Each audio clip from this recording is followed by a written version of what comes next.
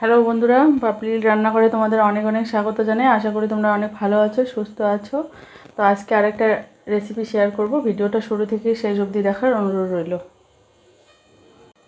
বন্ধুরা, আজ আমি নতুন ধরনের একটা সন্দেশ বানিয়ে দেখাবো।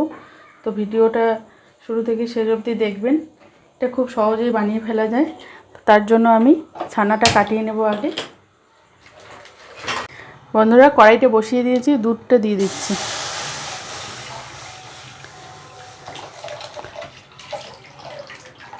এখানে আমি হাফ কেজি দুধ নিয়েছি।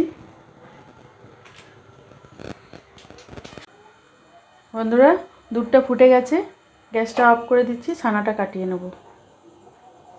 তো ভিনিগার নিয়েছি, জল নিয়েছি, হাফ হাফ করে এবার দিয়ে দিলাম।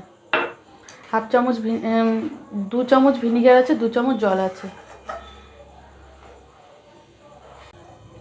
বন্ধুরা, ছানাটা কেটে গেছে, নামিয়ে নিচ্ছি।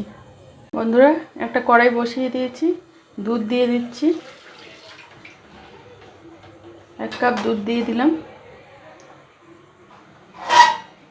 1 বাটি গুঁড়ো দুধ দিয়ে দিচ্ছি। এটাকে ভালোভাবে মিশিয়ে নিচ্ছি। 1 চামচ চিনি গুঁড়ো দিয়ে দিচ্ছি।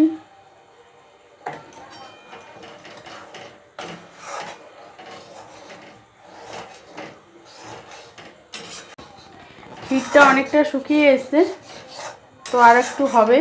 একদম শুকনো শুকনো করে নেব।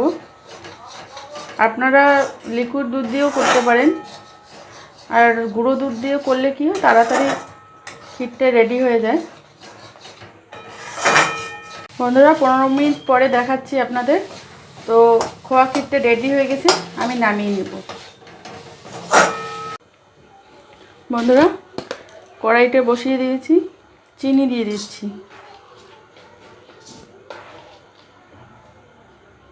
3 চামচ চিনি দিয়ে দিলাম। আপনারা আপনাদের স্বাদ মতো চিনিটা দেবেন। এটা গলার জন্য অপেক্ষা করব। চিনিটা গলে গেছে, এবার ছানাটা দিয়ে দিচ্ছি।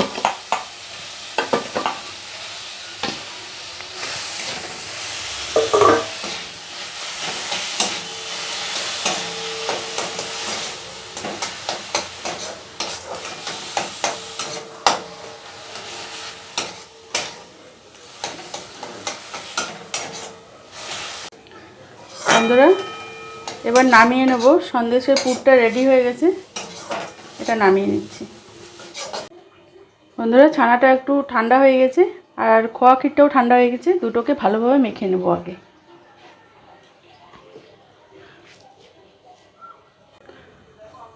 তো বন্ধুরা, খোয়া ক্ষীরগুলো আমি গোল গোল করে নিয়েছি।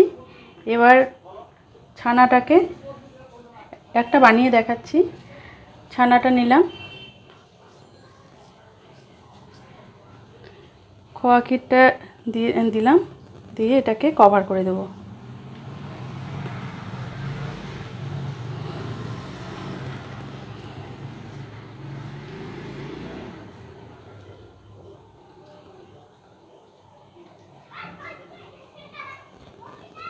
এভাবে আমি সব সন্দেশগুলো বানিয়ে নেব। বন্ধুরা, আমি সন্দেশগুলো বানিয়ে একটা প্লেটে সার্ভ করে দিয়েছি। তো আপনারা এভাবে একবার ট্রাই করে দেখবেন। একবার বানালে বারবার বানাতে চাইবেন। খেতেও খুব সুস্বাদু হয়। তো আপনারা এভাবে বানাবেন। আর আমার রেসিপিগুলো যদি ভালো লাগে, চ্যানেলটাকে সাবস্ক্রাইব করবেন, লাইক করবেন, কমেন্ট করবেন, শেয়ার করবেন। ফিরে আসছি নতুন কোনো ভিডিও নিয়ে। ভালো থাকবেন, সুস্থ থাকবেন। ভিডিওটা শুরু থেকে শেষ অবধি দেখার জন্য অনেক অনেক ধন্যবাদ।